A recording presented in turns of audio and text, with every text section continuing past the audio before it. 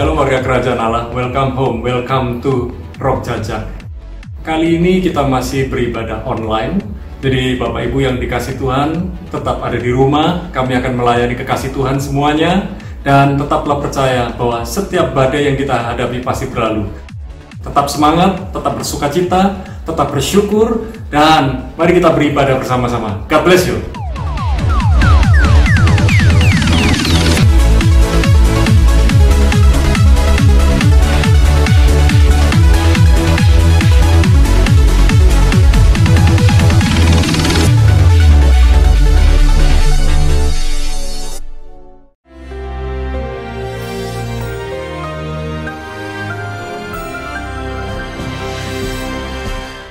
Shalom warga kerajaan. Kan tema kita ini, kita punya hidup, punya strategi, dan subtema kita adalah communication. Komunikasi itu, kalau kita tahu doa itu bukan laporan pada Tuhan satu arah, tapi dua arah. Begitu baiknya Tuhan, bahkan ketika dia baru Nabi Habakuk ini komplain. Kita hidup ini pilihan, bisa jadi komplainer atau praiser, warrior atau warrior. Itu up to you and up to me. Maka Tuhan menjawab, aku melakukan di zamanmu. Lihatlah kepada bangsa-bangsa, lihatlah kepada Gentiles, Goyim, ya, lihat kepada mereka. Aku melakukan, yaitu sesuatu yang kamu tidak akan dipercaya kalau aku lakukan padamu. Dan orang tanya, what is about corona ini? Kita melihat banyak eksesnya ya. Di Jepang ada corona recon, yaitu perceraian, yaitu di antara keluarga-keluarga. Biasanya Jepang itu perceraian itu 35%. 1 dari 3, tapi sekarang meningkat, saudara. Tapi bersyukur kalau kita punya Tuhan yang memberikan jawaban. Kan salah satunya yang menarik sekali dalam Habakuk 3 ayat ke-5, maka mendahuluinya berjalan penyakit sampar dan demam mengikuti jejaknya. Ayat-ayat sebelumnya berbicara tentang revival. Saya berani katakan bahwa melalui ini semua umat Tuhan sedang disucikan, dimurnikan, dan akan dipenuhi dengan Roh Kudus. Karena itu firman Tuhan mengatakan akan ada penyakit sampar dan demam. Wow, itu corona bukan? Tuhan izinkan. Ada ratusan ribu yang meninggal. Ya, supaya apa? Yang miliar ini diselamatkan. 7 miliar manusia. Dan sebagian besar menuju kepada kebinasaan. Khotbah pendeta tidak cukup. Tuhan pakai yang paling kecil. Makhluk paling kecil. Dia tidak pakai singa. Dia pakai virus. Memang kematian dan penyakit bukan dari Tuhan. Tapi ini Tuhan izinkan. Supaya apa? Supaya orang yang sombong pada bertobat semua. Baca Yesaya 24. Sebagaimana nasib imam, demikian nasib daripada umat. Sebagai nasib daripada bos, demikian nasib dari pegawai. Sebagai nasib daripada nyonyanya, demikianlah nasib pelayannya wanita. Saudara yang kasih Tuhan, itulah zaman kita sekarang ini. Aku melakukan di tengahmu sesuatu yang kamu tidak bisa percaya kalau kuceritakan kepadamu. Jadi kalau kita tahu God is in control, kalau kita tahu bahwa Tuhan itu sovereign, artinya berdaulat, hati kita tenang. Kita percaya dia tetap Jehovah Jireh. Ya mungkin karena saya gembala ya, tapi saya mengalami saudara apa? Setiap hari. Saya kata setiap hari ya, bukan 2 hari sekali. Selalu ada orang kirim makanan. Dan yang luar biasa, makanannya nggak sama, lain-lain semua. Kan jemaat kita dari segala suku ya. Jadi menarik sekali. Ada woku, ada ayam bawang Bali, ya, ada macam-macam saudara. Karena itu pada saat-saat seperti ini ketahuilah, Tuhan akan melangkah.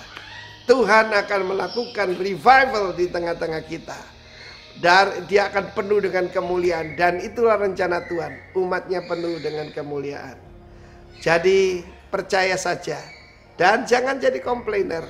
Tetap jadi pemuji Tuhan. Sekalipun mungkin kehilangan pekerjaan, waktunya jadi pengusaha. God bless you warga kerajaan. Amin. Shalom. Selamat pagi. Selamat bertemu kembali. Coba senyum kanan kiri. Yang meskipun pakai masker. Ya. Kita bersyukur bahwa Tuhan masih menyertai setiap kehidupan kita. Mari lambaikan tanganmu satu dengan yang lain. Katakan aku baik-baik saja di sini. Haleluya. Mazmur 121 ayat 5 mulai. Ya. Tuhanlah penjagamu, Tuhanlah naunganmu. Di sebelah tangan kananmu. Matahari tidak menyakiti engkau pada waktu siang. Atau bulan pada waktu malam. Tuhan akan menjaga engkau terhadap segala kecelakaan. Ia akan menjaga nyawamu. Tuhan akan menjaga keluar masukmu. Dari sekarang sampai selama-lamanya. Amin. Aku diberkati.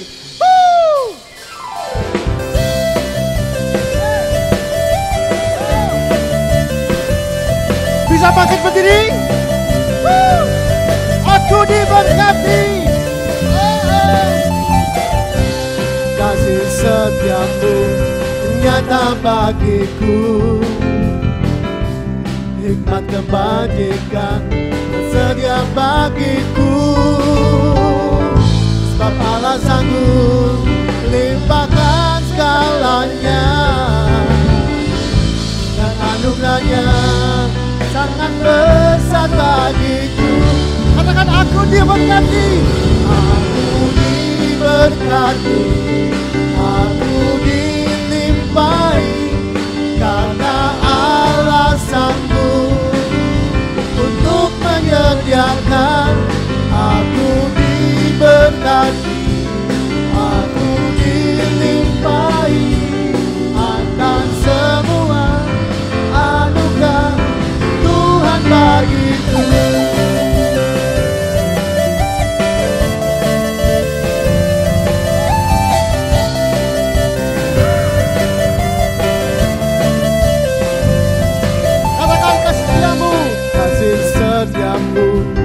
Nyata bagiku. Hikmat kebajikan tersedia bagiku. Sebab Allah sanggup limpahkan segalanya, dan anugerahnya sangat besar bagiku. Katakan aku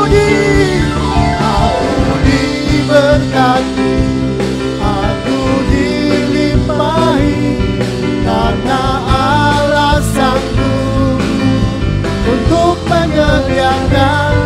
Aku diberkati, aku dilimpahi atas sempurna anugerah Tuhan bagiku.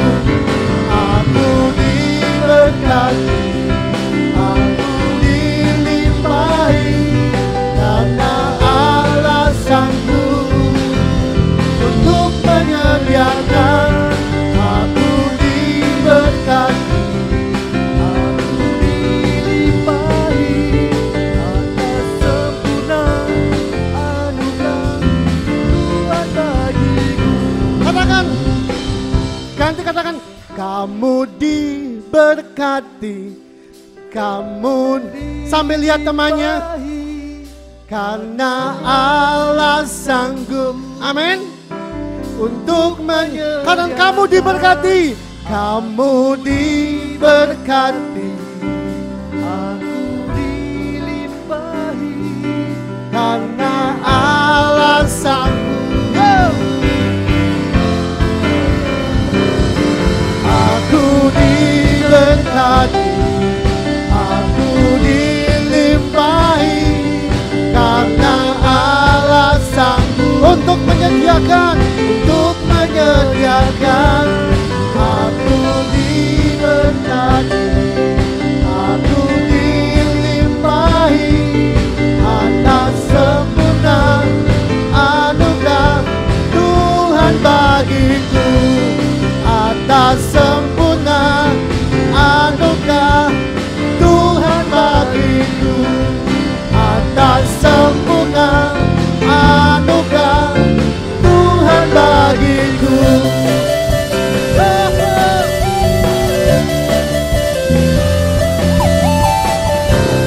Katakan aku diberkati. Kami bersyukur buat kasih setiamu Tuhan. Oleh sebab Engkau, kami ada hari ini.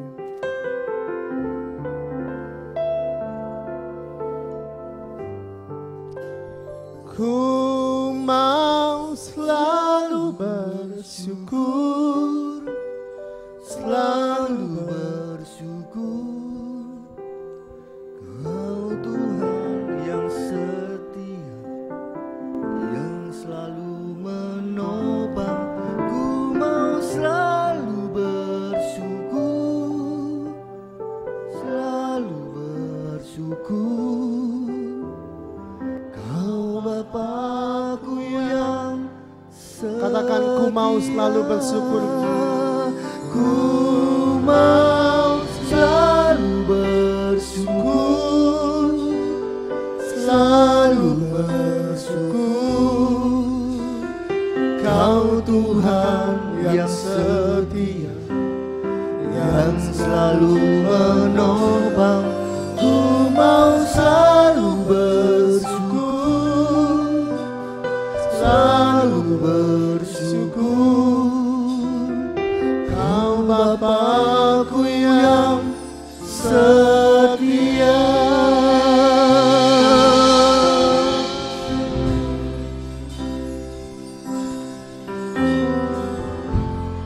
Dengan apa ku membalas kasih-Mu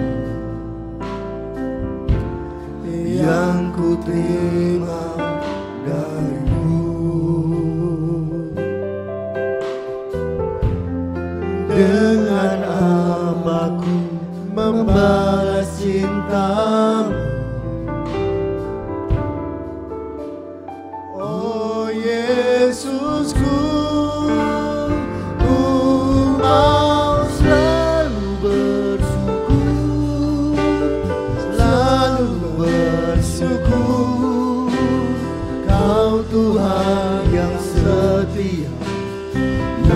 selalu menopang, ku mau selalu bersyukur, selalu bersyukur.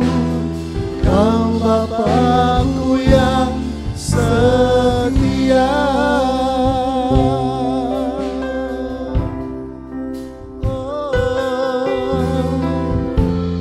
Dengan apa ku membalas kasih-Mu yang ku terima dari-Mu? Dengan apa ku membalas cinta-Mu? Katakan, oh Yesusku, Oh Yesusku, ku mau selalu bersyukur, selalu bersyukur. Kau Tuhan yang setia, yang selalu menopang, ku mau selalu bersyukur, selalu bersyukur. Kau Bapakku yang setia, ku mau selalu bersyukur, selalu bersyukur. Kau Tuhan yang setia, yang selalu menopang, ku mau selalu bersyukur, selalu bersyukur. Kau Bapakku yang setia, Kau Bapakku yang setia, Kau Bapakku yang setia.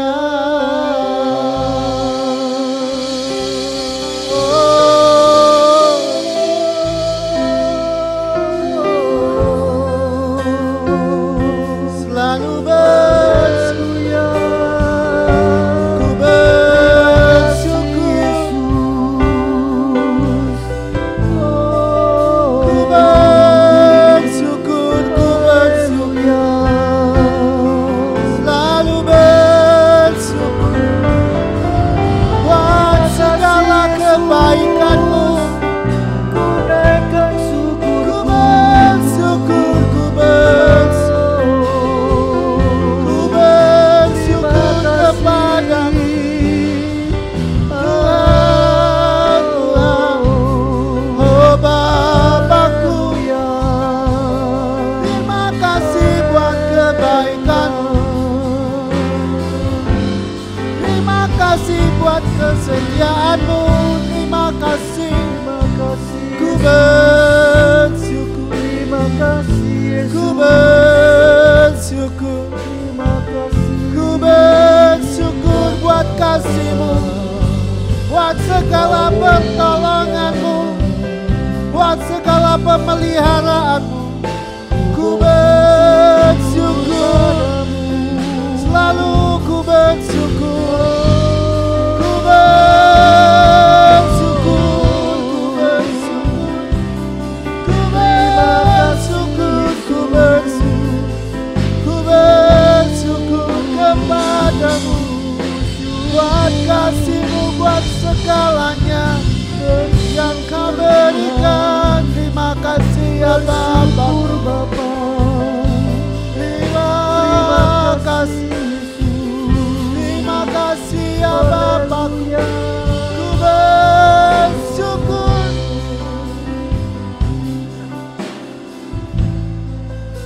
ku bersyukur.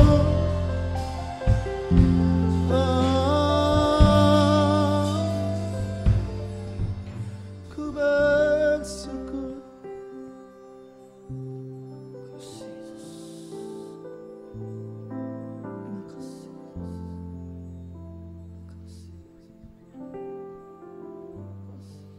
Mata kami tertuju kepada Engkau, Bapakku yang baik. Biar kami berjalan sesuai dengan rencana-Mu. Kami tahu bahwa rencanamu tidak pernah gagal dalam kehidupan kami.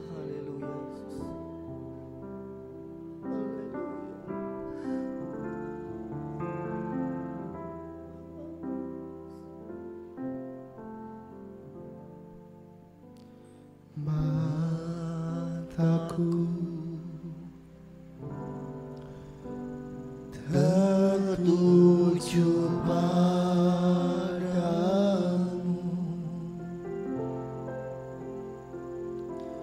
segenap hidupku ku serahkan padamu.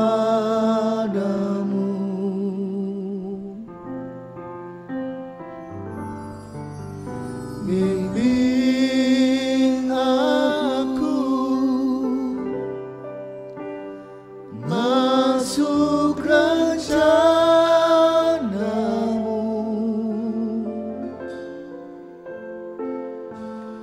untuk membesarkan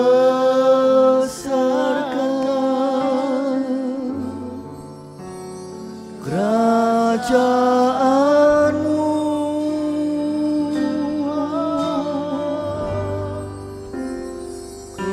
Mau mengikuti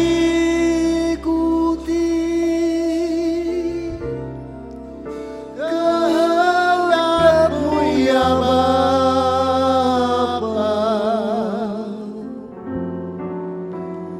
Ku mau selalu menyenangkan hati-Mu. Mataku tertuju kepadamu Tuhan. Mataku tertuju padamu,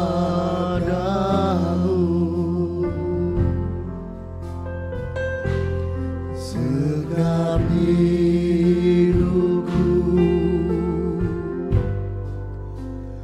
ku serahkan padamu.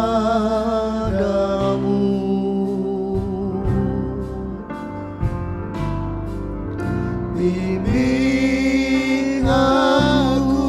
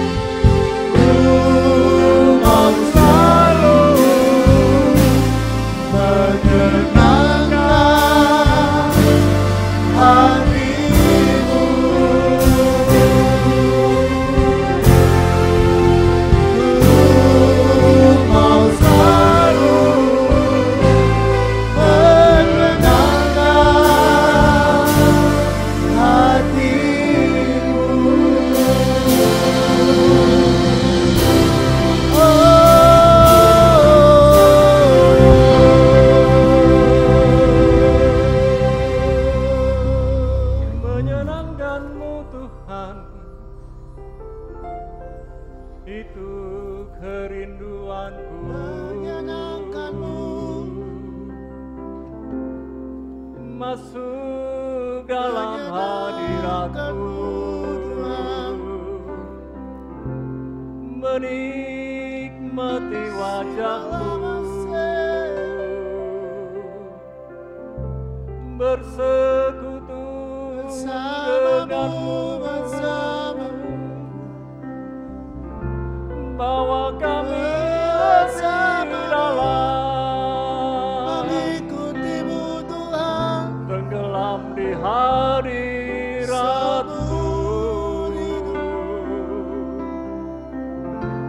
masuk lebih dalam, menikmati wajahmu, menikmati cintamu, menikmati pelayanmu, menikmati pelukanmu, cintakan Yesus lebih dari segalanya. Kau segalanya.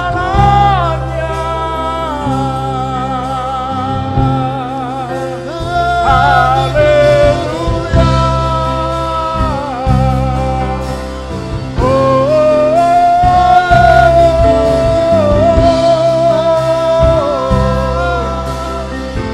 We worship you, we worship you, we worship you.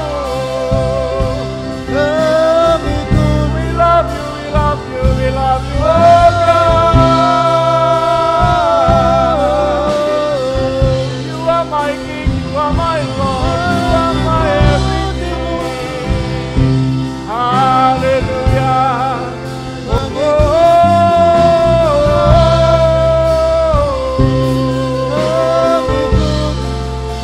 Yesus, Yesus, segalanya.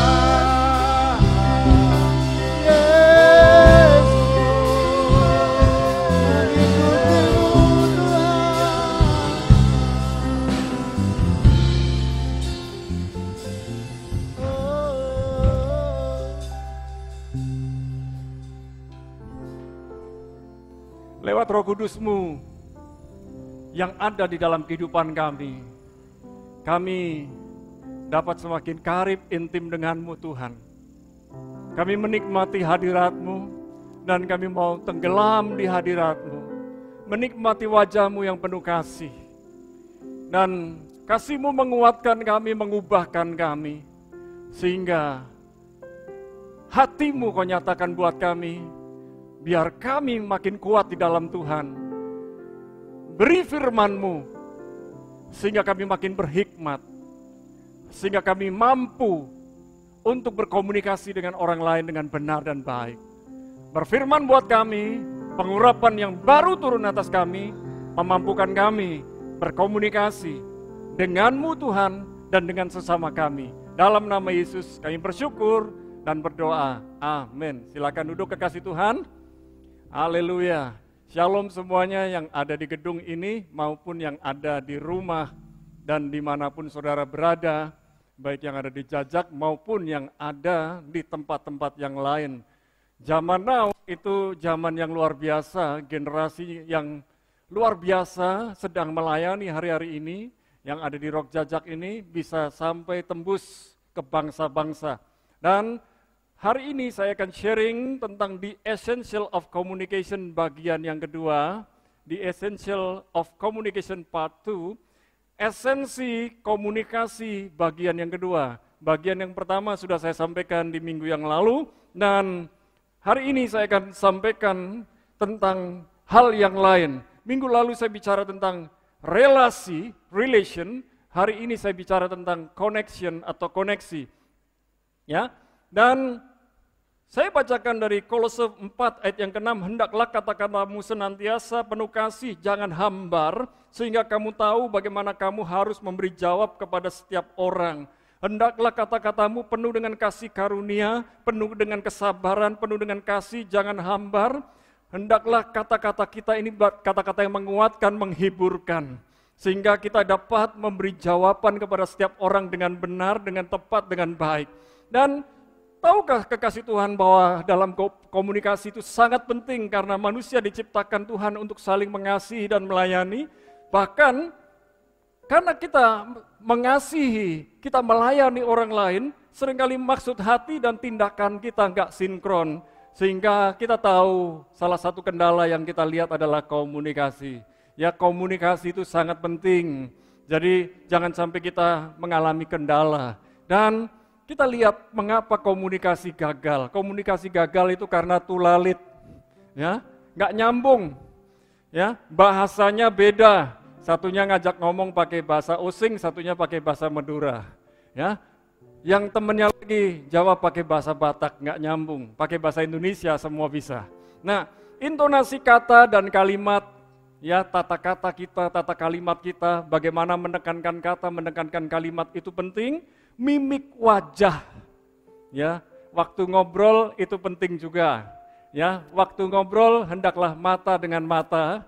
Jangan sampai ketika kita ngobrol, mata kita ke HP, orang yang kita ajak ngobrol atau yang ngajak kita ngobrol jadi capek. Nah, sikap kita itu penting juga, ya. Jadi hormatilah orang yang mengajak kita bicara dan kita juga menghormati mereka. Dan dalam arti komunikasi ini adalah suatu kegiatan pertukaran informasi antar individu untuk membangun tujuan bersama. Tujuan bersama jauh lebih penting daripada tujuan pribadi. Itulah tujuan yang berkomunikasi. Jadi ketika seseorang berkomunikasi, bukan berarti ini maksudku supaya kamu tahu, bukan itu saja, tapi aku mau tahu apa yang kau mau. Dalam berkomunikasi, yang penting adalah feedback, tanggapan. Saya berkhotbah, dan kalau kekasih Tuhan tidak bisa memberikan tanggapan, artinya apa yang saya khotbahkan mungkin tidak mendarat. Ketika bercakap-cakap mesti nyambung. Komunikasi dengan orang lain, saya komunikator dan Anda orang lain, Anda saya harapkan bisa nyambung dengan bahasa yang saya sampaikan. Oleh sebab itu saya berusaha menyampaikan pesan-pesan dengan bahasa yang sederhana, yang mudah dimengerti. Nah, hal penting dalam komunikasi ada dua, relation and connection. Minggu lalu saya sudah bicara relation, yaitu relasi, dan hari ini saya akan bicara tentang connection.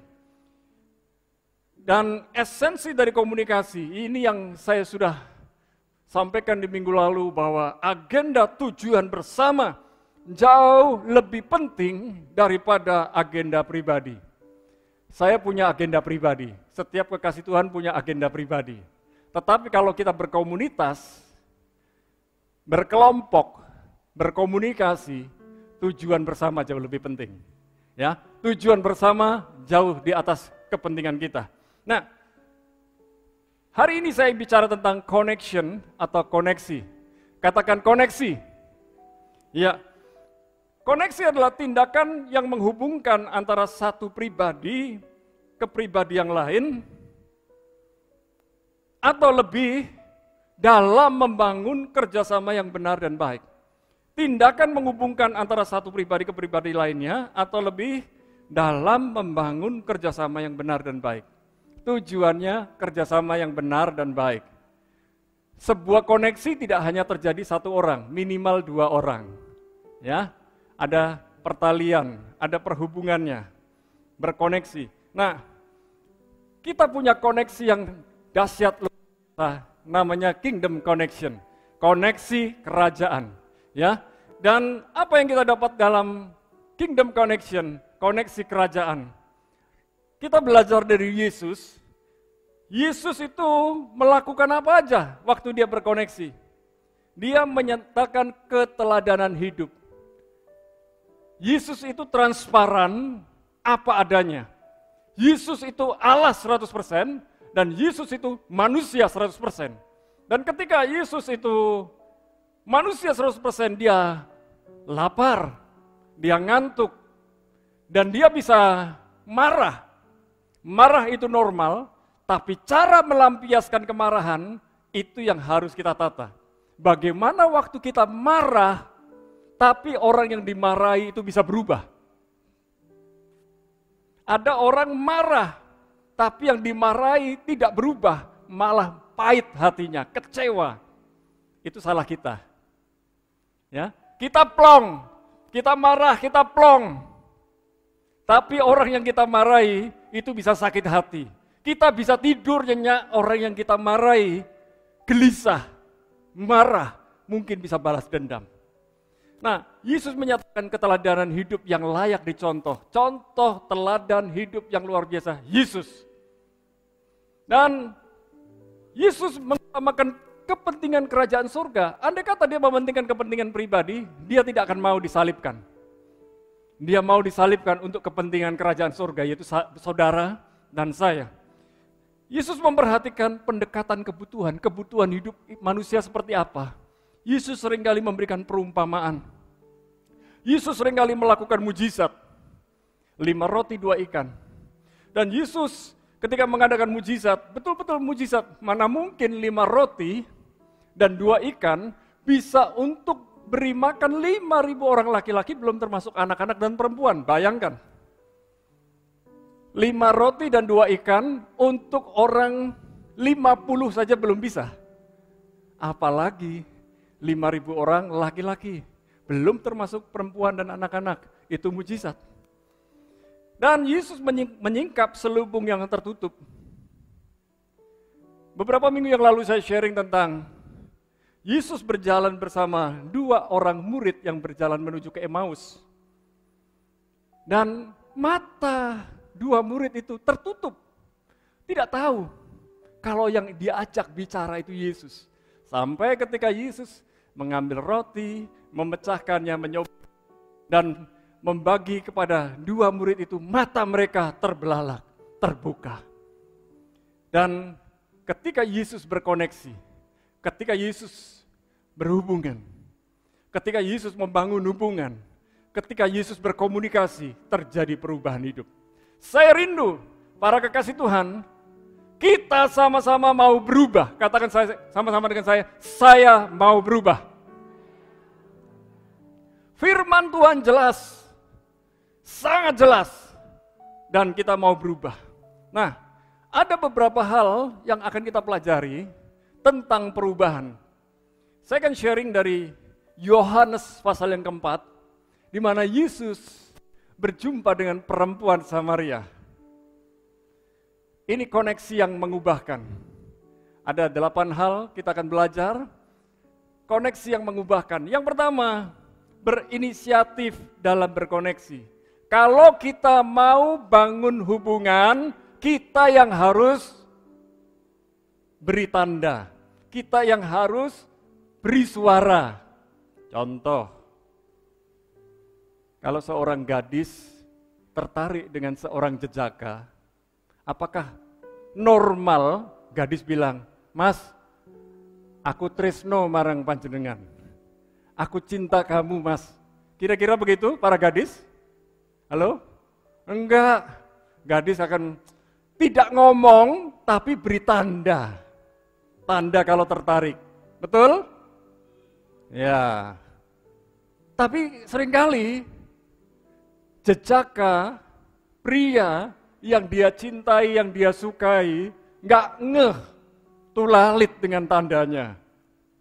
Oleh sebab itu, gadis itu tentu akan cari cara lewat temannya supaya bilang, kalau aku ini kosong, kalau aku ini suka, tapi jangan terlalu vulgar ya kalau ngomong. Ya, bagaimana caranya? Tapi kalau seorang gadis suka, dia diam-diam saja, tidak beri tanda, apa yang terjadi? Perjaka itu pun nggak tahu. Dan kalau seorang perjaka suka dengan seorang gadis, tapi kalau dia nggak pernah menyatakan, walaupun kasih tanda-tanda tapi nggak pernah menyatakan, sampai jejaka itu tua, giginya tinggal 2, tetap jejaka. Jadi yang namanya koneksi, itu harus ada inisiatif. Yohanes 4 ayat yang ke-7, maka datanglah seorang perempuan Samaria hendak menimba air. Kata Yesus kepadanya, berilah aku minum. Yesus tahu perempuan Samaria datang ke sumur mau nimba air. Berarti butuh air. Berarti ada minum. Dan Yesus tahu itu siang hari dia juga haus. Momennya pas, berilah aku minum. Yesus ngajak bicara wanita itu terlebih dahulu. Itu yang pertama. Jadi harus ada inisiatif. Yang kedua, melihat kebutuhan. Yohanes 4 ayat 7 dan 8. Maka datanglah seorang perempuan Samaria hendak menimba air, kata Yesus kepadanya, berilah aku minum, sebab murid-muridnya telah pergi ke kota membeli makanan. Yesus tahu kebutuhan dari wanita itu. Dan Yesus tahu dia juga punya kebutuhan, dia haus. Karena di sini dikatakan murid-murid telah pergi ke kota untuk membeli makanan, berarti belum ada air. Yesus berkoneksi dengan kebutuhan wanita itu. Lihat, ketika kita membangun koneksi, membangun hubungan, lihat kebutuhannya orang lain. Kalau orang lain butuh sembako, jangan dikasih buku tulis.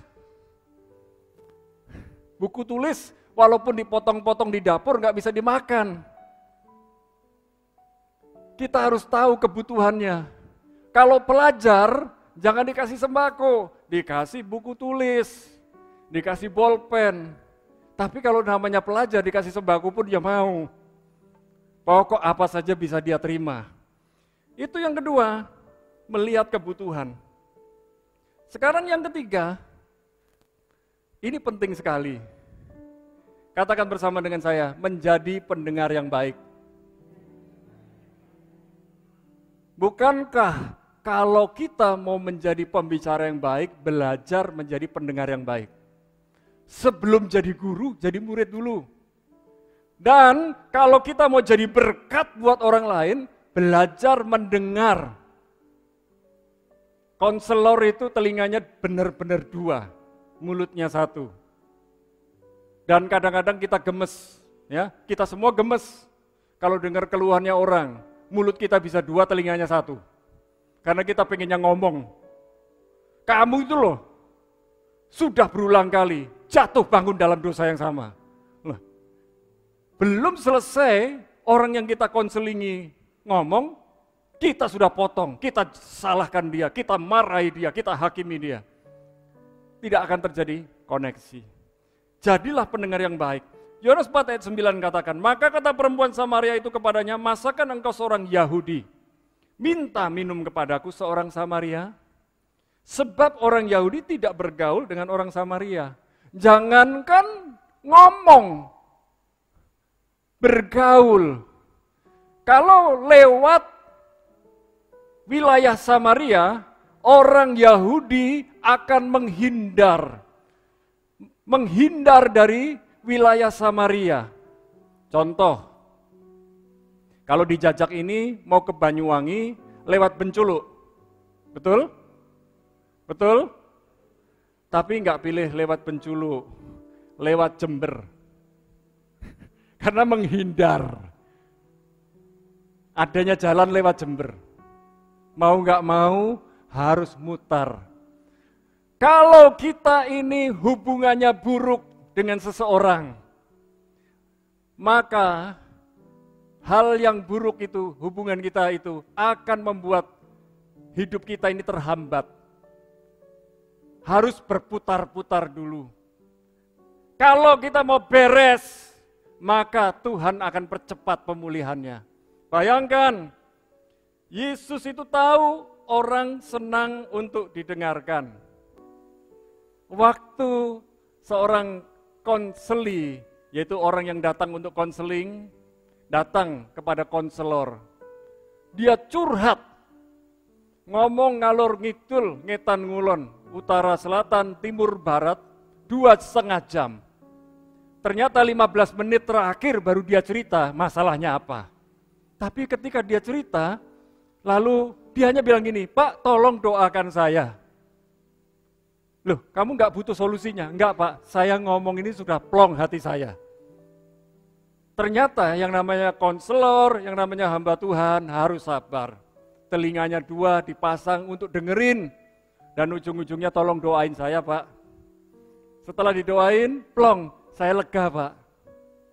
Tidak butuh solusi, butuh didengerin. Karena apa? Orang di rumah nggak ada yang mau dengerin. Suaminya nggak mau dengerin, istrinya nggak mau dengerin, anaknya nggak mau dengerin, orang tuanya nggak mau dengerin, pendetanya mau dengerin. Saya berharap kalau konseling diselesaikan di komsel saja. Ya, di komsel kalau bisa selesai, kenapa harus lebih ke atas? Ya, nah itu yang ketiga, menjadi pendengar yang baik. Setuju? Ya. Yang keempat, membangkitkan minat. Tahu minat orang yang kita ajak bicara apa. Kalau yang kita ajak bicara ini sukanya makan, jangan ngomong tentang jalan-jalan. Walaupun kadang namanya makan dan jalan-jalan itu bisa hubungan, bisa koneksi. Kalau ada orang suka ngomongnya tentang buku, jangan diajak ngomong tentang makanan, walaupun lewat buku bisa ketemu resep masakan. Dan kalau kita tahu minat orang yang kita ajak bicara, koneksinya nyambung. Rencana ngobrol 5 menit, akhirnya bisa berjam-jam. Kita lihat Yohanes 4 ayat 10 sampai 15 ya. Jawab Yesus kepadanya, "Jikalau engkau tahu tentang karunia Allah, dan siapakah dia yang berkata kepadamu, berilah aku minum, niscaya engkau telah meminta kepadanya, dan ia telah memberikan kepadamu air hidup." Kata perempuan itu kepadanya, "Tuhan, engkau tidak punya timba dan sumur ini amat dalam. Dari manakah engkau memperoleh air hidup itu?" Nah, Yesus memulai sebuah percakapan yang membangkitkan minat dari wanita itu. Ayat 12-13, "Adakah engkau lebih besar daripada bapa kami Yakub, yang memberikan sumur ini kepada kami, dan yang telah minum sendiri dari dalamnya, ia serta anak-anaknya dan ternaknya?" Jawab Yesus kepadanya, "Barang siapa minum air ini, ia akan haus lagi. Tetapi barang siapa minum air yang akan kuberikan kepadanya, ia tidak akan haus untuk selama-lamanya. Sebaliknya, air yang akan kuberikan kepadanya akan menjadi mata air di dalam dirinya, yang terus-menerus memancar sampai kepada hidup yang kekal." Kata perempuan itu kepadanya, "Tuhan, berikanlah aku air itu, supaya aku tidak haus dan tidak usah datang lagi ke sini untuk menimba air." Yesus membangun jembatan kebutuhan wanita yang lebih daripada air. Perempuan itu butuh lebih daripada air. Perempuan itu haus, makanya dia tiap hari ambil air dari sumur dibawa pulang ke rumah. Tetapi sekalipun kita minum air setiap hari, bukankah kita haus setiap hari? Betul? Dan Yesus tahu, kehausan dari wanita ini bukan haus akan minuman air, tetapi hatinya haus, hatinya itu kosong, hatinya lapar. Dia tahu bahwa hati dari perempuan ini, Yesus tahu hati perempuan ini butuh Tuhan, hatinya kosong, dan dia kehausan. Yesus tahu bagaimana cara untuk berbicara kepada wanita yang haus air. Akhirnya Yesus menyatakan bahwa dirinya adalah air kehidupan yang cocok, yang pas untuk wanita itu. Hari ini saya beritakan buat kekasih Tuhan, saudara semua yang ada di gedung ini maupun yang di rumah. Waktu kita berkomunikasi, jangan lihat diri sendiri, tapi lihat orang yang kita ajak komunikasi. Kalau mau nyambung dari sekarang dan seterusnya, belajar perhatian, belajar peduli dengan orang lain. Kemudian yang kelima, memahami situasi dan kondisi. Yohanes 4 ayat 16-19. Dikatakan begini, kata Yesus kepadanya, "Pergilah, panggillah suamimu dan datang ke sini." Kata perempuan itu, "Aku tidak mempunyai suami." Kata Yesus kepadanya, "Tepat katamu, bahwa engkau tidak mempunyai suami. Sebab engkau sudah mempunyai berapa? 5 suami. Dan yang ada sekarang padamu bukanlah suamimu. Dalam hal ini engkau berkata benar." Kata perempuan itu kepadanya, "Tuhan, nyata sekarang padaku bahwa engkau seorang nabi." Yesus tahu ia sudah menarik perhatian wanita itu. Yesus sudah connect, sudah klik dengan perempuan itu. Perempuan itu butuh air, tetapi dia tidak mau ambil air tiap hari, capek, nimba terus. Nimba, jangankan nimba yang begini, nimba begini aja capek. Ya, jangankan begitu, pakai listrik yang merek Sanyo, pompa air, begitu listriknya mati, mati. Aduh jedengku, aduh kamar mandiku, belum terisi padahal aku mau mandi. Itu aja tegang, panik. Perempuan ini butuh air. Yesus tahu, perempuan ini bukan hanya butuh air, tetapi butuh air kehidupan. Karena hatinya kosong, hatinya lapar, hatinya haus akan Tuhan. Dan bukan itu saja, ternyata perempuan ini hebat. Ya, biasanya orang normal satu laki untuk satu perempuan. Kalau dia hebat, hebatnya keterlaluan. Dia sudah menikah 5 kali dan sekarang tinggal dengan pria yang bukan suaminya. Kira-kira di sekitar kampung kita ada nggak ya? Nggak ada ya? Saya yakin nggak ada. Yesus tahu apa yang sedang terjadi. Dan Yesus berkata tepat sekali. Dan itu mengubah kehidupan wanita ini. Yang keenam, menerima apa adanya. Waktu kita ngobrol dengan seseorang, terimalah dia apa adanya, jangan pilih kasih.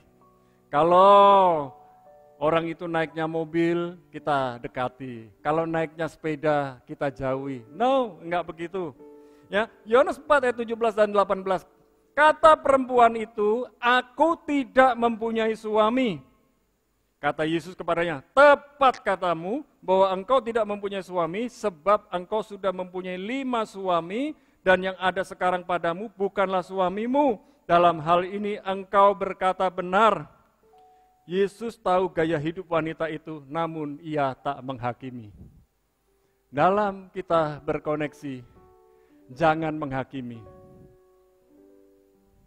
Kalau mau hubungan kita dengan saudara kita, dengan teman kita, dengan sahabat kita, jangan menghakimi. Mengapa saya bilang jangan menghakimi?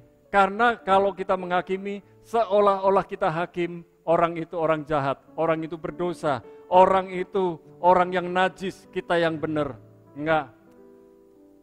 Minggu lalu saya sharing, buanglah balok di matamu, supaya bisa melihat selumbar di mata orang. Seringkali kita bisa melihat selumbar di mata orang. Selumbar itu hanya sehelai rambut, setitik debu. Tapi kita tertutup dengan balok. Kok bisa ngelihat? Tapi kalau baloknya hilang dan kita masih bisa lihat selumbar di mata orang, itu hebat. Itu luar biasa. Tapi sekalipun kita bisa lihat selumbar di matanya orang, sehelai rambut, setitik debu, stop menghakimi. Stop menghakimi. Stop menghakimi. Bukan bagian kita. Amin. Nah, yang ketujuh, konsentrasi kepada kebutuhan. Lihat kebutuhannya orang. Siapa yang di sini nggak punya kebutuhan? Kita semua punya kebutuhan. Tapi kalau kita ngomong kebutuhan kita terus, orang-orang akan lama-lama capek. Tapi kita yang menawarkan diri, mengetahui kebutuhannya. Nah, Yohanes 4 ayat 20 sampai 24. Kita lihat dari ayat 20 sampai 22 dulu. Nenek moyang kami menyembah di atas gunung ini. Tetapi kamu katakan bahwa Yerusalemlah tempat orang menyembah. Kata Yesus kepadanya, percayalah kepadaku, hai perempuan, saatnya akan tiba bahwa kamu akan menyembah Bapa, bukan di gunung ini dan bukan juga di Yerusalem. Kamu menyembah apa yang tidak kamu kenal, kami menyembah apa yang kami kenal. Sebab keselamatan datang dari bangsa Yahudi. Tetapi saatnya akan datang dan sudah tiba sekarang bahwa penyembah-penyembah benar akan menyembah Bapa dalam roh dan kebenaran. Sebab Bapa mengendaki penyembah-penyembah demikian. Allah itu roh, dan barang siapa menyembah Dia, harus menyembahnya dalam roh dan kebenaran. Yesus fokus kepada masalah wanita itu. Pertama, kita lihat, wanita itu butuh air, karena dia haus secara fisik. Tetapi, wanita itu merasa capek, datang ke sumur berkali-kali, karena rasa haus itu akan datang berkali-kali. Yesus tahu kebutuhan wanita itu, yaitu air kehidupan. Dan ketika Yesus melihat wanita itu ternyata pernah punya 5 suami dan dia tinggal dengan seorang pria yang bukan suaminya, berarti dia selingkuh, berarti dia berzina. Tetapi Yesus tidak menghakimi. Dan Yesus tahu kekosongan hati wanita itu. Kenapa ganti-ganti pasangan, kenapa haus terus. Yesus giring, Yesus arahkan, wanita itu ternyata butuh juru selamat. Wanita itu butuh penyelamat yang bisa mengisi hidupnya. Kalau hati kita kosong, semua harta benda yang kita beli tidak akan pernah bisa puaskan hati kita. Kalau hati kita kosong, setiap hari nonton film, itu pun tidak membuat hati kita puas. Waktu hati kita kosong, kita minum bir, kita minum alkohol, kita mabuk, mabuknya selesai, bangun lagi, masalah tetap ada. Yesus tahu masalah wanita ini. Yesus pun tahu masalah kehidupan kita. Dan yang terakhir, yang ke-8, berbicara langsung dan sederhana. Yesus itu kalau ngomong gak bulet, to the point, langsung. Lihat, Yohanes 4 ayat 25 dan 26. Jawab perempuan itu kepadanya, aku tahu bahwa Mesias akan datang, yang disebut juga Kristus. Apabila ia datang, ia akan memberitakan segala sesuatu kepada kami. Jawab Yesus luar biasa. Kata Yesus kepadanya, akulah dia yang sedang berkata-kata dengan engkau. Yesus menyingkapkan dirinya dengan jelas dan sederhana. Siapa dirinya? Dan akhir cerita itu saudara pasti sudah tahu. Wanita itu mengajak Yesus ke kampungnya. Dan apa yang terjadi? Satu kampung bertobat. Satu kampung menerima Yesus. Dahsyat. Halo, kalau kita berkomunikasi bukan asal ceblang-ceblung ngomong aja, bahkan kata-kata kita itu bisa menyakitkan orang karena kata-kata kita nyelekit, pahit. Karena apa? Karena kita dulu belum beres dengan Tuhan, belum beres dengan sesama. Kata-kata kita yang pahit karena kita pernah mengalami kepahitan. Kata-kata yang keluar dari mulut kita, kata-kata kecewa, karena kita pernah mengalami kekecewaan. Dan mari kita segera bereskan hati kita dulu. Kalau hati kita beres, kita tidak akan mudah menghakimi orang lain. Kita tidak mudah menilai orang lain. Kita tidak akan pernah menganggap diri kita paling benar. Dan kalau kita beres dengan Tuhan, kita akan belajar untuk mendengar orang lain. Maukah saudara belajar mendengar daripada bicara? Halo? Akhirnya, saya berkata, kita harus membangun relasi dan koneksi dengan benar dan baik. Dan itu membutuhkan kesabaran, keuletan, kejelian. Maka komunikasi yang buruk dapat dipulihkan. Apakah saudara mau? Koneksi-koneksi yang buruk dipulihkan. Apakah saudara mau belajar?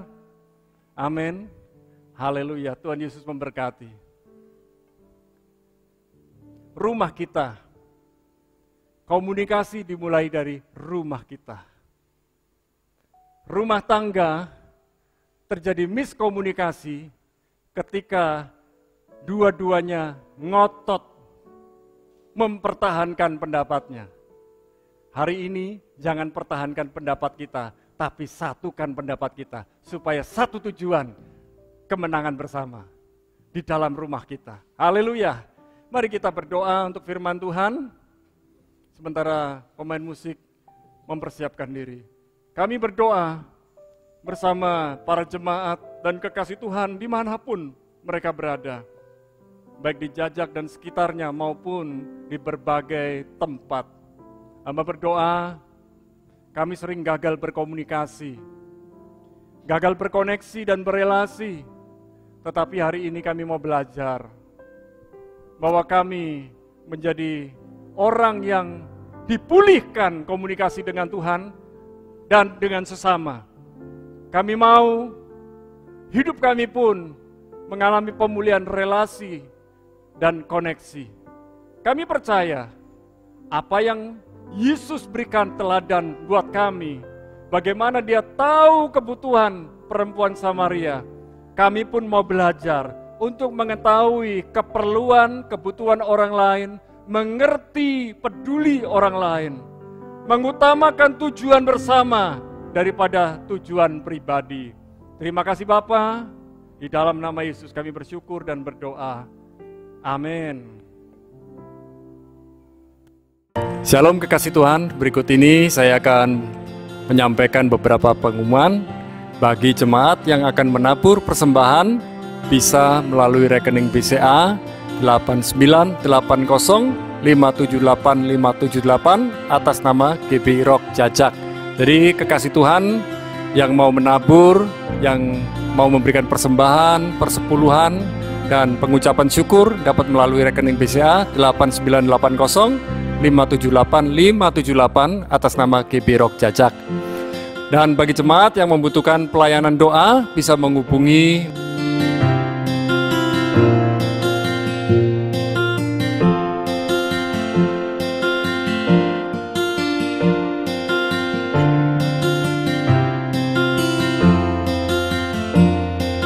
Tuhan memberkati. Aku diberkati, aku dilimpahi, karena alasanmu untuk menyediakan. Aku diberkati, aku dilimpahi atas sempurna anugerah Tuhan bagiku. Aku diberkati, aku dilimpahi karena alasanmu untuk menyediakan. Aku diberkati, aku dilimpahi atas sempurna anugerah Tuhan bagiku, atas sempurna anugerah Tuhan bagiku, atas sempurna anugerah Tuhan bagiku.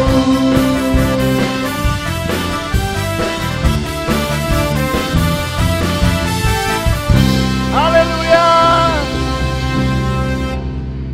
Mari kita berdoa. Kami berdoa untuk para kekasih Tuhan yang sedang berulang tahun sepanjang minggu ini.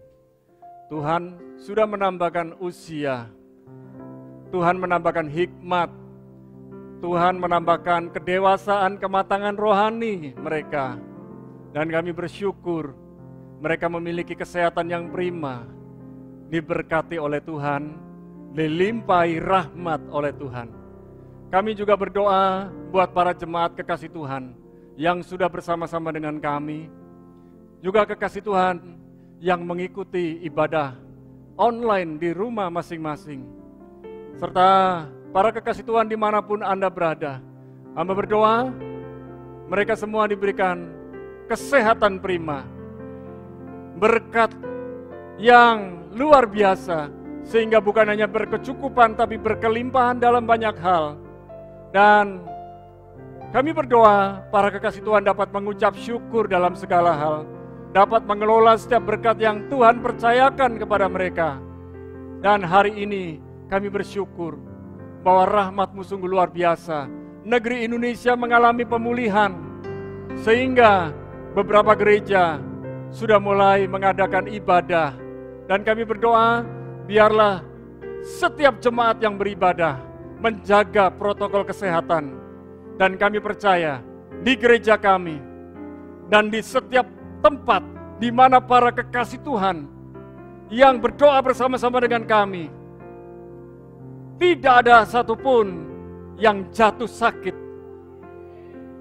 karena COVID-19. Dan kami berdoa, sekalipun ada yang terkena, tetapi cepat pulih, cepat sehat kembali. Hamba berdoa, luputkanlah kami dari segala macam bahaya. Ingatkan kami untuk menjauhi bahaya oleh karena hikmat-Mu. Latih kaki kami kuat, kokoh, lincah seperti rusa, berlari menghindar masalah, dan berani menghadapi tantangan kehidupan. Hamba berdoa, setiap orang yang bekerja sebagai karyawan maupun sebagai pengusaha, Tuhan sudah memberikan mereka hikmat, kekuatan, dan kemampuan untuk melayani yang terbaik. Karena setiap pekerjaan mereka adalah pelayanan kepadamu. Dan setiap pelayanan mereka, biarlah menjadi dupa yang harum bagimu Tuhan. Dan setiap orang yang dilayani, para karyawan dan pengusaha yang kami doakan, mereka puas. Terima kasih Tuhan. Kami berdoa, Indonesia mengalami pemulihan. Dan kami bersyukur, Indonesia gemah ripah loh jinawi, subur, mengalami pembalikan keadaan, mengalami terobosan karena pimpinan Bapak Jokowi. Oleh karena hikmat Tuhan, turun sampai ke pelosok-pelosok daerah dengan yang terbaik. Terima kasih Bapak, dijauhkan dari korupsi, dijauhkan dari hal-hal yang negatif, dan kami berdoa dijauhkan dari pencurian, perampokan. Semua anak-anak Tuhan yang berdoa bersama-sama dengan kami, lingkungan mereka bersih, lingkungan mereka dikuduskan oleh Tuhan. Terima kasih Bapa, kami bersyukur. Dan saat ini ketika kami memberi persembahan lewat transfer maupun lewat kotak di tempat di gedung ini, hamba berdoa setiap tangan yang memberi, baik persembahan, persepuluhan, ucapan syukur, diakonia, pembangunan, dan misi serta persembahan-persembahan yang lain, Tuhan sudah memberkati, Tuhan sudah melindungi, bahkan kehidupan kami sudah ada dalam genggaman tangan-Mu. Rencana-Mu yang jadi, kehendak-Mu yang jadi dalam kehidupan kami. Di dalam nama Yesus, kekasih Tuhan, angkat kedua belah tangan-Mu. Sekarang terimalah segala berkat rahmat, kasih karunia yang melimpah dari Bapa, Putra, dan Roh Kudus di dalam nama Yesus. Yang sudah diberkati Tuhan katakan bersama, amin. Sampai jumpa minggu mendatang, Tuhan Yesus memberkati. Haleluya.